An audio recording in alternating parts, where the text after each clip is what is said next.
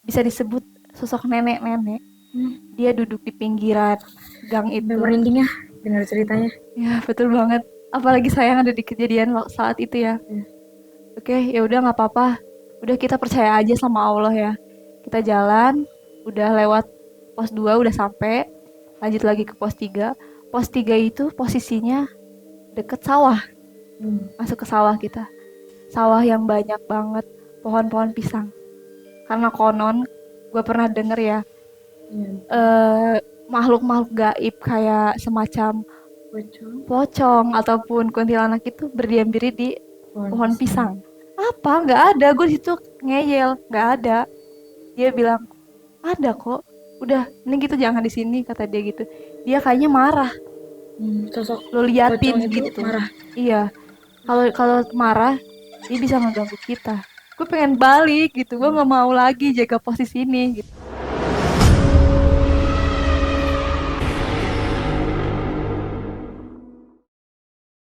Halo semuanya, kembali lagi di Misteri 21 bareng gua Toha Jamba.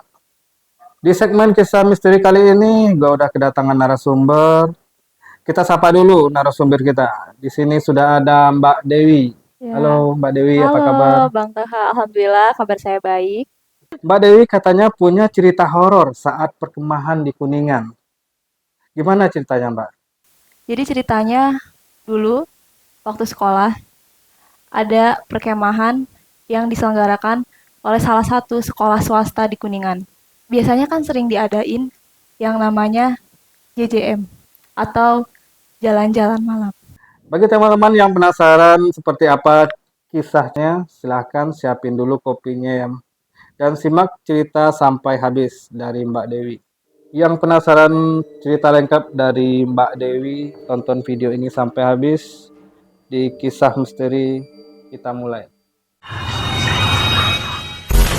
Awalnya gue nggak pernah percaya ya sama yang namanya hal-hal gaib itu. Hmm. Tapi hari makin hari ada aja sesuatu yang bikin gue percaya sama hal-hal gaib. Salah satunya adalah pengalaman gue ketika gue jadi panitia di salah satu perkemahan. Yang dimana perkemahan itu tujuannya untuk menyambut para siswa baru. Pada saat itu perkemahan dilaksanakan dalam jangka waktu 3 hari 2 malam. Hmm. Pada malam pertama, jadi pada malam pertama biasanya kan sering diadain yang namanya JJM atau jalan-jalan malam. Saat itu gue kebagian yang menjaga pos. Ada beberapa pos, kalau nggak salah 5 atau 6 pos. Saat itu gue kebagian pos paling terakhir, di mana pos itu tentang evaluasi. Sebelum jelajah itu dimulai, kita panitia briefing dulu sekitar jam 12 malam. Di situ kita langsung mencari mau kemana sih kita alur jalannya. Oke, dari situ pembina kita udah ngasih tahu nanti letak posisi pos 1 di mana, pos 2 di mana hingga pos akhir. Karena gue waktu itu pos terakhir, ternyata gue itu nggak boleh langsung ke pos terakhir. Gue harus ikut perjalanan dari pos 1 sampai pos terakhir itu. Oke, jadi mulai dari gue ikut dulu kan ke pos pertama. Kita ngelewatin salah satu kolam renang, di mana kolam renang itu udah nggak dipakai bertahun-tahun tentunya, karena banyak sekali berbagai macam tumbuhan yang sudah tumbuh di dalam kolam renang itu. Ditambah di sampingnya itu adalah toilet. Bisa disebut toilet tersebut juga agak ada nuansa horornya. Setelah itu kita ngelewatin kan toilet itu. Di situ gua jalan bareng temen gua yang bisa disebut Indigo. Kita jalan, awalnya aman-aman aja tuh, nggak ada yang namanya hal-hal mistis gitu. Setelah itu, pas di perjalanan, tiba-tiba temen gue mendadak diem pas jalan. Kata gue, lu kenapa diem? Enggak apa-apa. Oke, kata gue, lu jangan ngada-ngada ya, ini jam 12 malam loh. Kita juga bukan di tempat biasa, ini di alam. Kata gue gitu kan. Karena posisinya itu memang memasuki kayak sebuah hutan gitu loh. Dari situ, enggak, gue nggak apa-apa kok, kata teman gue. Yang bener nih, iya bener. Ya udahlah, gua lanjut kan jalan. Setelah itu kata dia udah melewati kolam renang itu, baru berani bilang, katanya, Dew, kenapa? Sebenarnya tadi gue lihat sosok kuntilanak merah, kuntilanak merah. Pesan gue nggak lihat, kata gue gitu ya. Kata dia, iya, gue lihat loh di atas toilet, di atas toilet yang pinggir kolam renang itu. Tiba-tiba gue merinding kan di situ. Lu jangan cerita gini. Ini tempat bebas loh, kata gue gitu. Gue gak tahan kalau gue nggak cerita deh. Oke, akhirnya dari situ kita lanjutin perjalanan. Di situ kita cuman bisa baca doa kan di situ. Kata temen gue, kok feeling gue nggak enak ya Wi, katanya. Kayak ada yang ngikutin. Di situ gue udah makin merinding kan. Gue bilang, lagian lu ngapain cerita? Udah tahu kita lagi mau cari ke pos kan gitu. Sumpah deh ini berat banget. Ini gue eh punggung gua katanya. Terus ya udah kita nggak usah noleh ke belakang deh, mending kita fokus aja. Sampailah kita ke pos satu, situ masih aman. Ternyata letak pos satu itu benar-benar sekitaran hutan. Itu kata gue, ya udah lu teman gue yang lain kan jaga di situ. Akhirnya gue pamit kan, gue lanjut ke pos 2 karena gue pos terakhir kan. Lanjut ke pos 2 di situ kita lewat kayak semacam gang sempit. Gang sempit menuju ke arah warga. Jadi posisinya tempat camping itu dekat pemukiman, tetapi ada hutannya. Nah, dari situ kita masuk ke dalam gang. Di situ bener-bener nggak ada penerangan sama sekali. Gue sama temen gue udah makin merinding setelah dari pos satu itu. Kenapa hawanya makin gak enak. Udah gak usah dipikirin. Ngelewatin gang kecil itu bener-bener kecil. Cukup mampu satu orang yang lewat dari situ. Udah gitu teman gue langsung bilang, Dew, kok gue makin gak enak. Udah lu diem aja gitu kata gue. Udah lanjut itu, dia cerita lagi nih. Dia itu orangnya kebiasaan yang cerita pas udah lewatnya. Untungnya itu bukan pas di tempatnya. Terus dia bilang, Dew, tadi di gang itu juga ada. Katanya gitu. Lu lihat apa lagi? Pokoknya ada salah satu sosok. Bisa disebut sosok nenek-nenek. Dia duduk di pinggiran gang Sampai itu. merinding ya dengar ceritanya. Ya, betul banget. Apalagi sayang ada di kejadian saat itu ya. Ya. Oke, ya udah nggak apa-apa. Udah kita percaya aja sama Allah ya. Kita jalan, udah lewat pos 2 udah sampai. Lanjut lagi ke pos 3. Pos 3 itu posisinya deket sawah. Masuk ke sawah kita. Sawah yang banyak banget pohon-pohon pisang. Karena konon gue pernah denger ya, Iya. makhluk-makhluk gaib kayak semacam Pocong. pocong ataupun kuntilanak itu berdiam diri di pohon pisang. Gue di situ udah, aduh, kenapa harus posnya di sawah? Kata gue gitu. Teman gue kan kebetulan yang di pos yang sawah itu. Lu yakin di tengah sawah gini? Iya, gue disuruh pembina di sini, jaga di sini. Di situ dia juga lihat lagi salah satu penampakan. Dia nggak sengaja lagi lihat kanan kiri. Tiba-tiba dari atas, dia langsung gini. Muka dia langsung beda kan, lihat gue. Lu kenapa lagi? Kata gue. Itu berarti benar-benar setiap perjalanan ke setiap pos itu nemuin sosok gaib. Iya. Di situ gue Merinding. betul banget, di situ gue udah kayak pengen nangis sebenarnya, namanya cewek ya, cewek terus jalan ke pos-pos udah gitu. Di situ gue lihat pocong di atas pohon pisang itu Dew. Itu dia bilangnya pas lagi di tempat. Terus setelah itu Otomatis kan gue mana kan gue di situ nggak terlalu bisa lihat kan. Gue cuma nggak ada kok.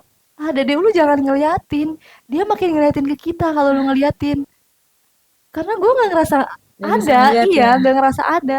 Apa? Nggak ada. Gue di situ ngeyel, nggak ada. Dia bilang ada kok. Udah, mending gitu jangan di sini kata dia gitu. Dia kayaknya marah. Sosok Lo pocong liatin itu gitu. marah. Iya. Kalau kalau marah, dia bisa ngeganggu kita.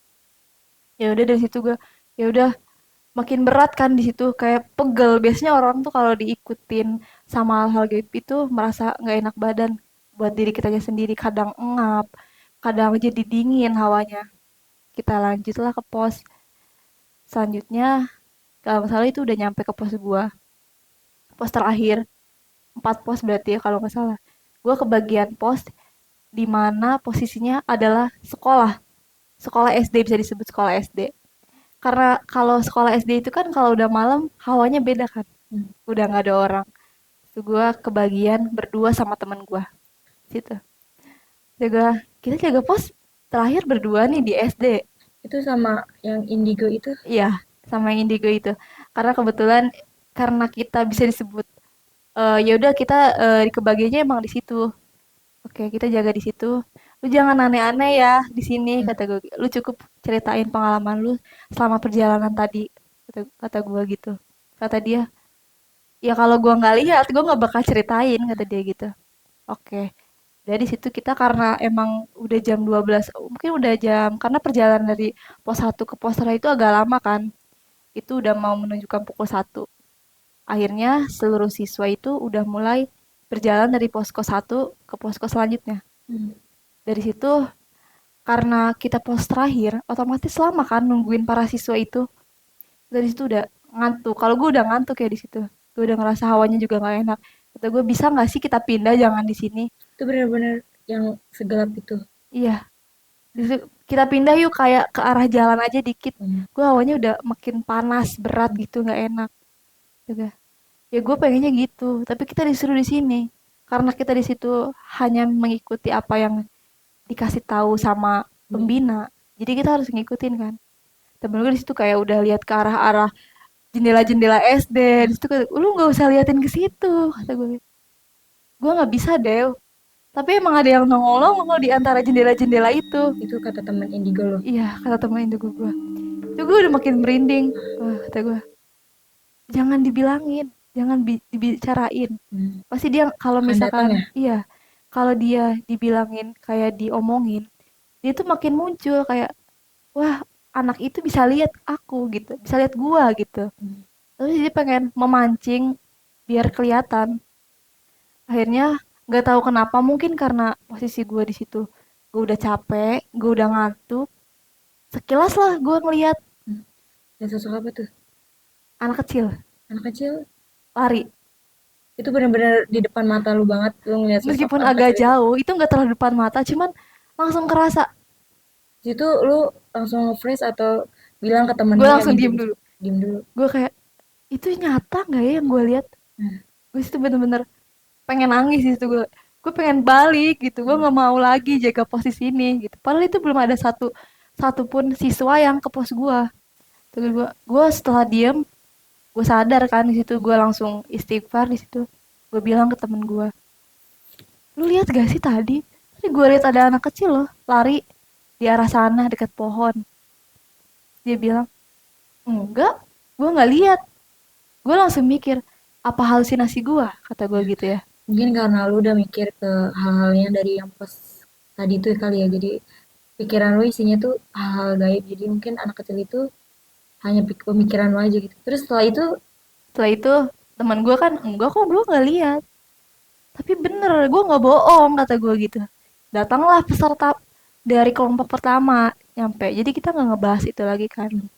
Setelah peserta yang pertama ini keluar, maksudnya sudah selesai di pos kita, barulah temen gue itu ngerasa ada anak kecil yang ngeliatin dia anak dari kecil yang sama. iya dari arah toilet gitu dia nongol gitulah pokoknya.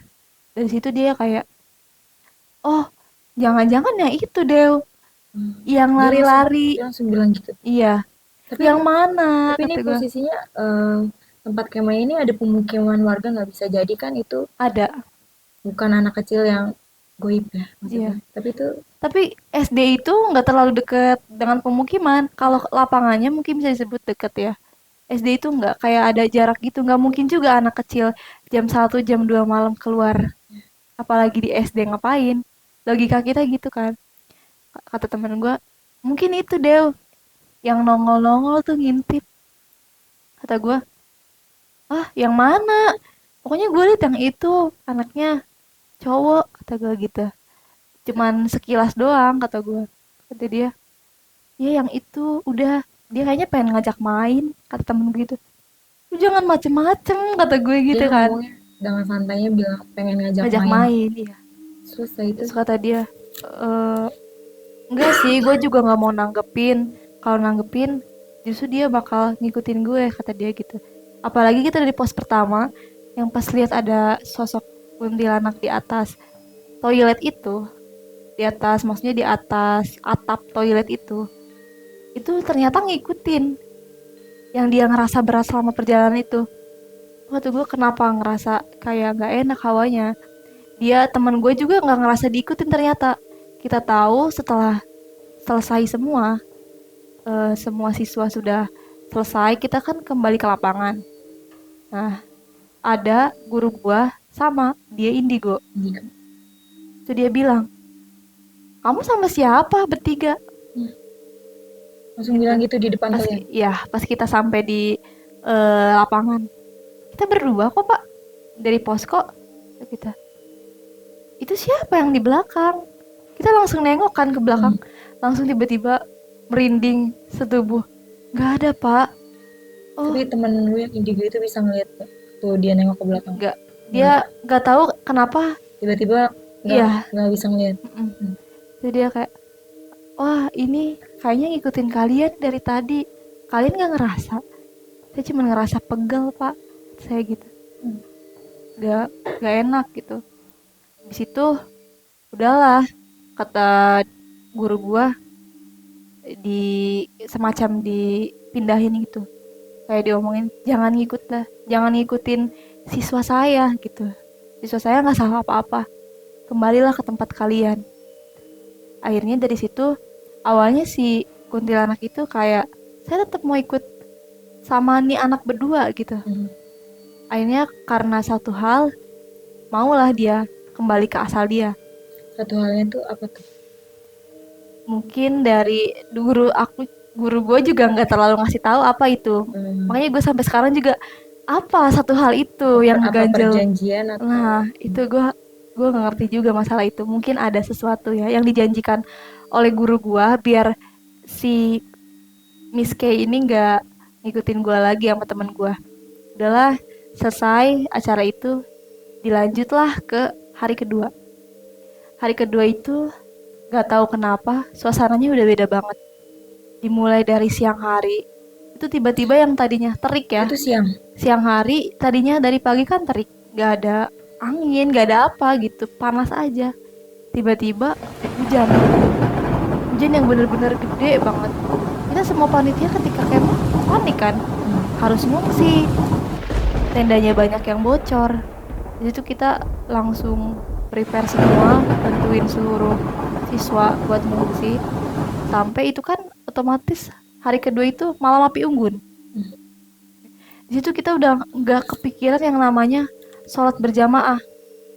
Karena udah nggak kondusif ya? Iya, udah nggak kondusif karena kan biasanya kita kalau sholat berjamaah itu di lapangan.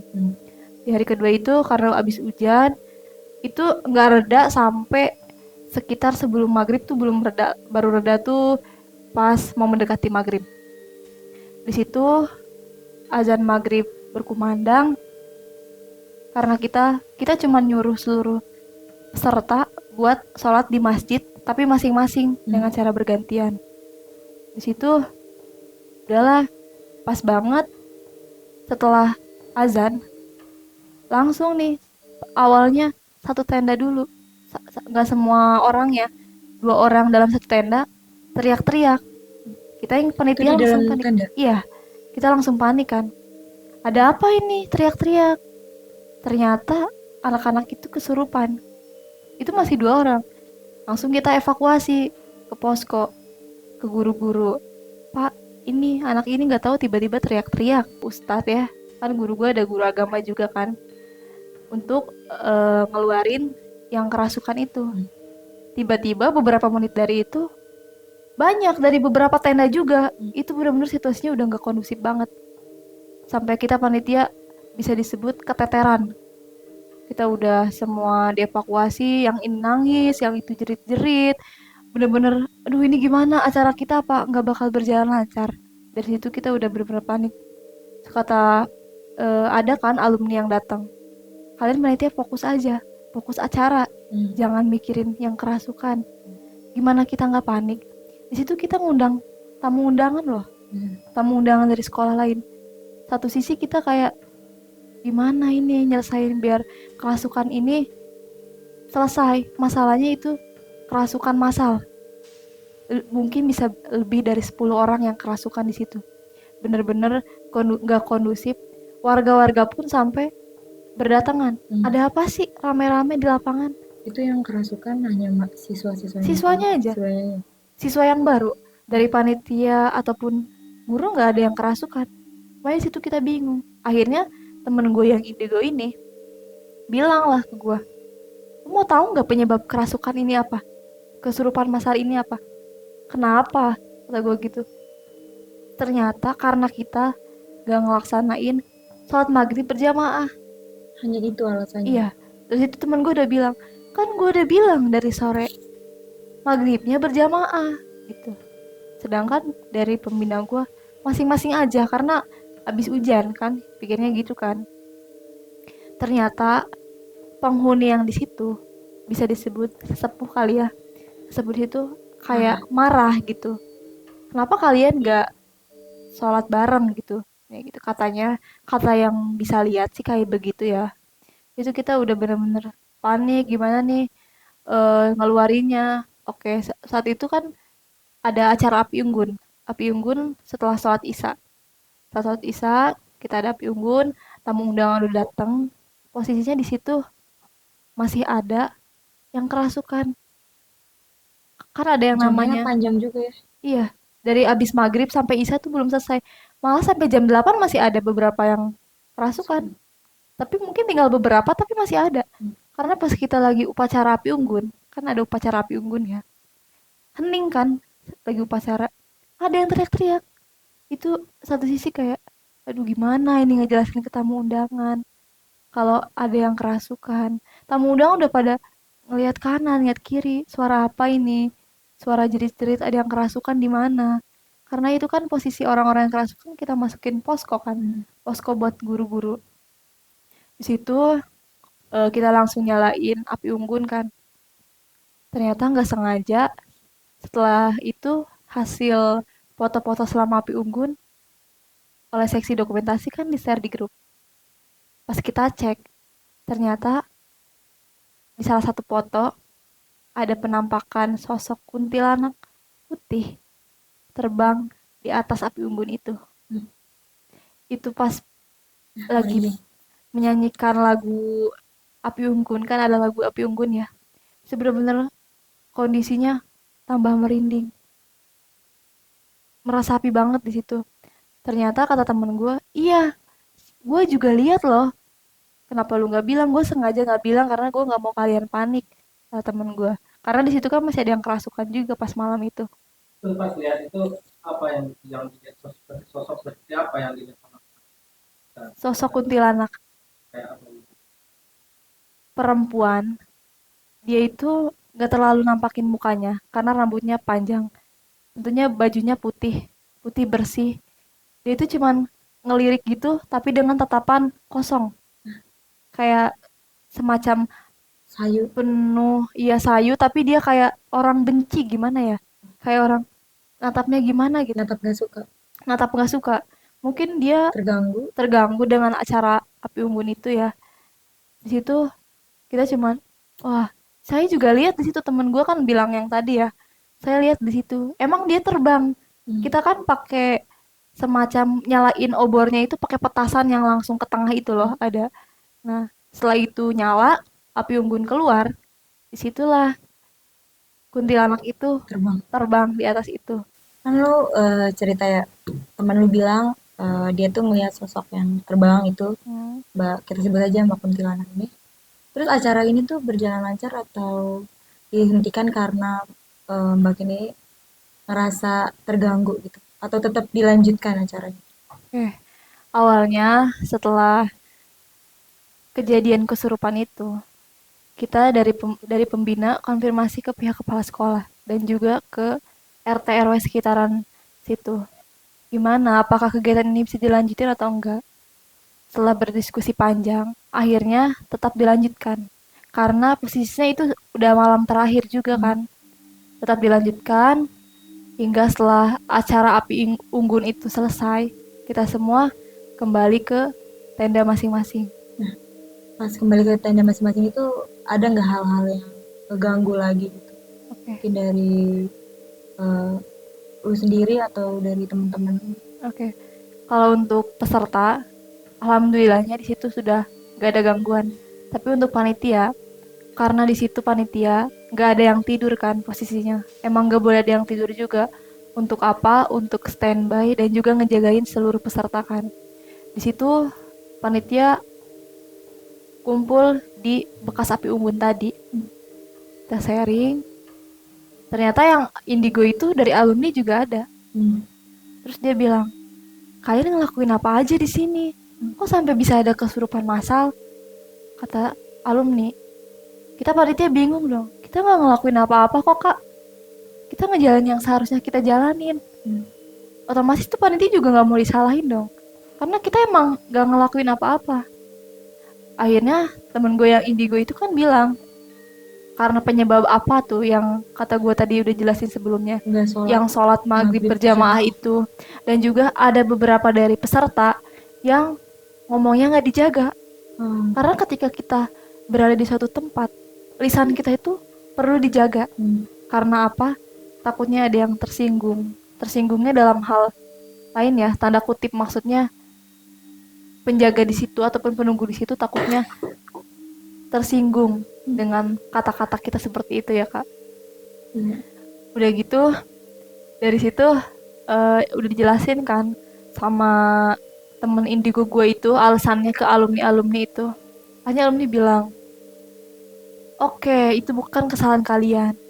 Mungkin dari pesertanya sendiri kurang mentaati dari mulai perkataannya. Dan juga ternyata ada beberapa peserta ketika di kamar mandi itu yang lagi berhalangan atau bisa disebut PMS itu membuang pembalut sembarangan. Jadi itu salah satu alasan yang juga mengundang hal-hal seperti itu. Karena kan seperti yang udah kita ketahui sebelumnya ya. Kalau misalkan darah dari PMS itu ya, menstruasi itu bisa mengundang hal-hal gaib terutama kuntilanak. Jadi setelah kejadian yang sharing-sharing itu berarti nggak ada kejadian aneh lagi yang mengganggu kalian. Ya, di situ kan kita udah belajar dari kesalahan, belajar dari apa sih penyebab ini semua. Akhirnya paginya, ketika pagi, kita semua sholat subuh berjamaah dan nggak lupa juga kita doa bareng bersama seluruh peserta, seluruh guru-guru juga di situ. Tujuannya pertama bersyukur karena acara udah berjalan sampai ke hari ketiga meskipun banyak kendala. Kedua, doa memohon keselamatan dan kelancaran biar acara ini sampai akhirnya juga selesai. Nah, di situ pesan-pesan yang bisa gue dapetin sendiri ya. Kalau dari gue pribadi, ketika kita datang ke salah satu tempat, terutama tempat itu berbau alam ataupun asing, bisa disebut kayak tempat perkemahan ataupun hutan-hutan. Nah, sebaiknya kita itu menjaga lisan kita. Karena kalau kita naik gunung ketika kita berbicara kotor, bisa kan ada banyak orang-orang yang naik gunung itu hilang. Iya, betul. Itu karena apa? Karena lisan mereka nggak dijaga. Di situ pengalaman yang bisa gue tarik di situ. Kita harus bisa bener-bener ngejaga lisan kita supaya nggak berkata yang kasar ataupun menyinggung.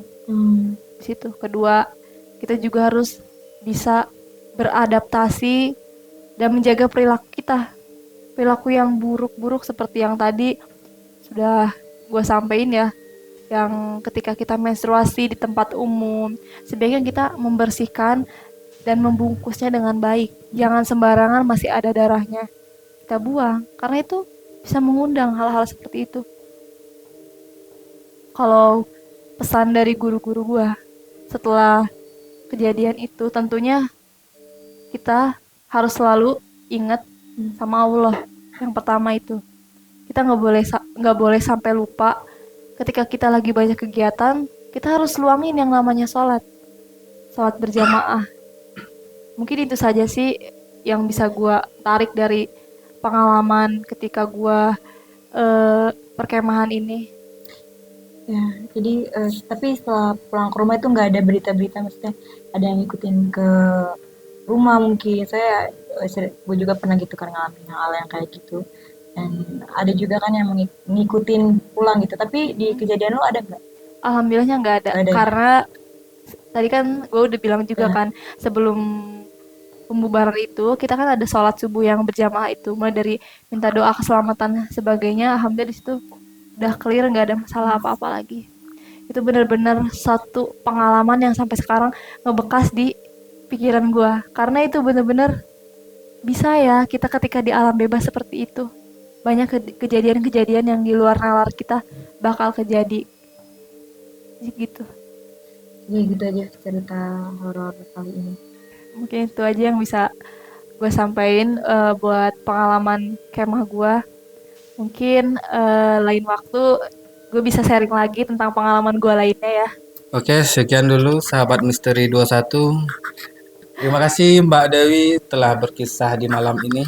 Ya, sama-sama. Semoga kita dapat mengambil pelajaran dari kisahnya Mbak Dewi. Oke, Oke sama-sama. teman-teman, sekian dulu kisah kita hari ini. Pantengin terus channel kita Misteri 21.